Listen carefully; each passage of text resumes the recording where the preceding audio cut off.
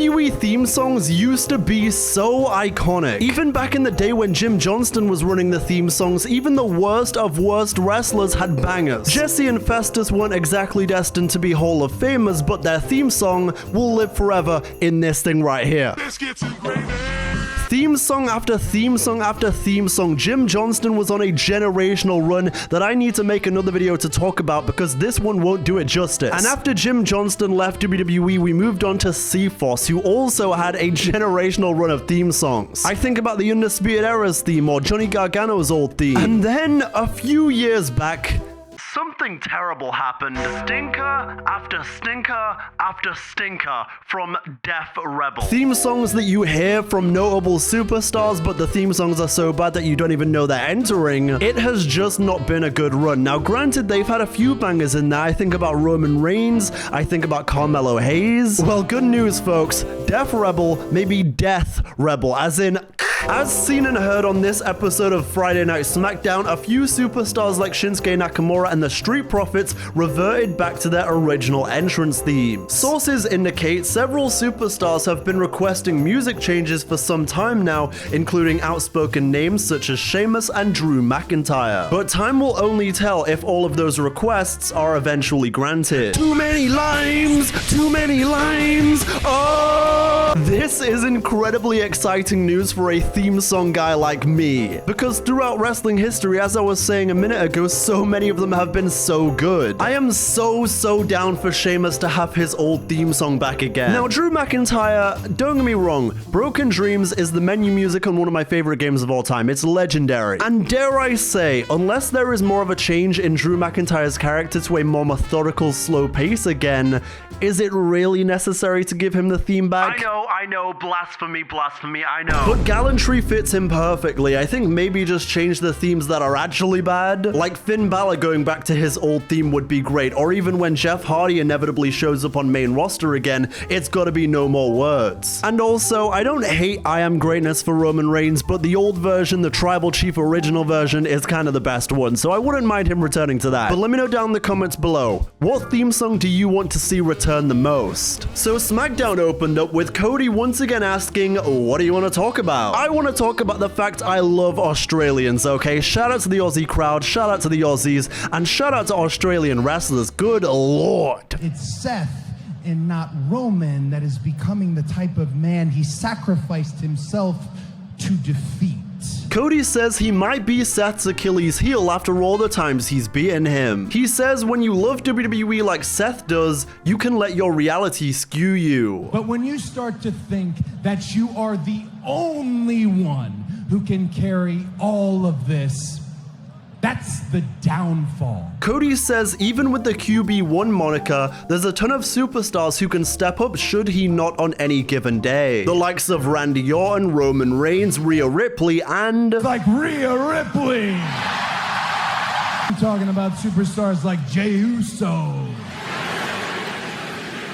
Then the crowd starts chanting, I think Seth is a wank pheasant?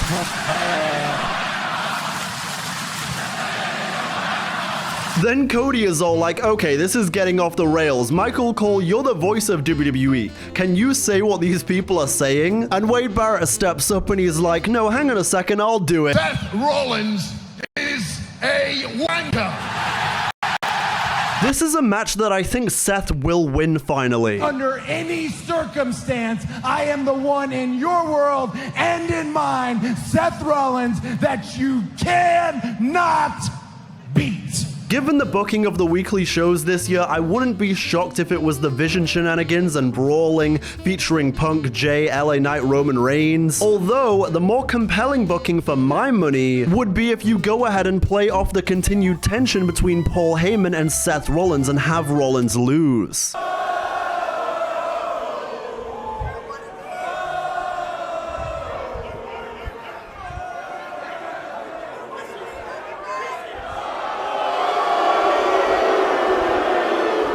Cody being the guy who he just can't beat, and this begins his unraveling to being even more unhinged for absolute power. Although given the pre-show events, I think this is one of those where they tease it, but then they swerve everyone again and ultimately are stronger than ever afterwards. Got that secret sauce, La Primavera. So with that being said, I wanted to offer you the coveted position of Slagent of my secret Hervis. Then we had Chelsea Green making an offer for the secret Hervis again. She says she'd never make one to Tacky Time, and then Tacky Time shows up. But I will say again, tomorrow, may the best woman win. Glad we're on the same page. Buena suerte hoy.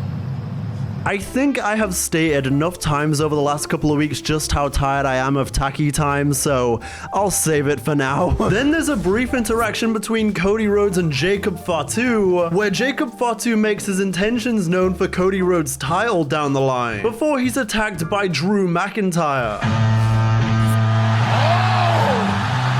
Next, Sami Zayn took on Shinsuke Nakamura, who answered his open challenge this week, and as I mentioned earlier, with his old theme song no less. Nakamura went for the Kinshasa and a Michinoku driver by Sami Zayn. Cover now for the win. Nakamura kicks it too. This match was really fun until we didn't have a winner. Wait a minute. Shinsuke was going for the Tama Tonga. Oh my goodness, Tama Tonga. The return of Tama Tonga, and I'm not talking about the delicious Indian restaurant. Who's in front of us, Wade? Look who's waltzing out here in front of us. The man who's the mastermind behind this, Solo Sikoa. Looking at the bigger picture, all these promos that were building up Solo again, and now the logical step to have Solo go back after Sami, it actually makes a lot of sense. And I do really like the look of Solo's bloodline right now. Like, it's definitely a highlight for sure, and something that happened later in the show. I'm very interested to see where they go with this now.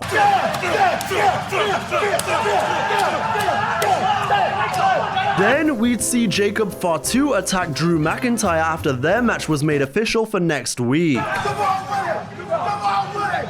I do this shit. I do this, bro. Then it was time for Tiffy and Steffi to team up against Julia and Kiana James. Oh, and by the way, bit of a side note, but Julia's entrance gear, oh my god. That shit was cold as fuck, and Kiana James... Called Beautiful Madness, and now with Tiffany on her shoulder, down goes Stratton for the win and breaking things up. This was a pretty fun match, and it was great to see some real talent doing their thing. Kiana James having no clue where she's at. She's in a world of danger though. Angel, oh no, knees right to the face. It is worth noting as well, just so you know I'm not completely biased, Tiffy did get a huge pop in Australia. This was a pretty solid showing for her, and they even started to sing for her like they used to do for Bayley. You know, with the Hey, Tiffy, ooh, ah. Kiana James took advantage. That distraction by Julia, but Tiffany Stratton runs into a big boom. Listen, man, I think she's definitely lost a lot of her character, but I'm not blind to the fact people still love her. Do you know what I mean? And Stephanie launches herself off the top rope. Rolling senton. As they say, different strokes for different folks. You know, for example, for Ludwig Kaiser, it's heavenly, and for me, it was just medical. Eventually, Stephanie Vaquer would begin the momentum for the win as she takes out Julia on the outside. And in the ring, Stratton would finish off Kiana for the win. Prettiest moonsault ever. Then we'd see a segment between Zaruka and Charlexa. Charlexa say, "You're gonna realize that you're not ready yet." If you don't think that we're ready yet, prove it. Unless you're scared to risk it. Charlotte says, "Okay, that was bold. I can respect it. Kinda reminds me of myself." Soul says, "All they want is a chance to prove themselves." Charlotte says, "Okay, but we're not holding back." The absolute scenes when Charlotte Flair goes for a natural selection, misses it on Zarya, and then Sol Ruka comes in and hits a soul snatcher on her. And now the Wyatt Six hit the plague to retain the title. The Wyatt Six would be victorious in their title defense against the Street Profits after hitting the plague.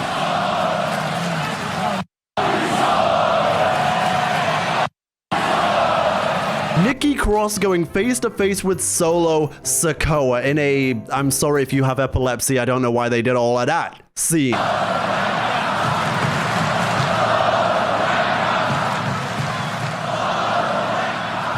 Then we had The Miz answering why he turned his back on Carmelo Hayes. Audacity to say he was done with me. I am two-time Grand Slam champion, The Miz.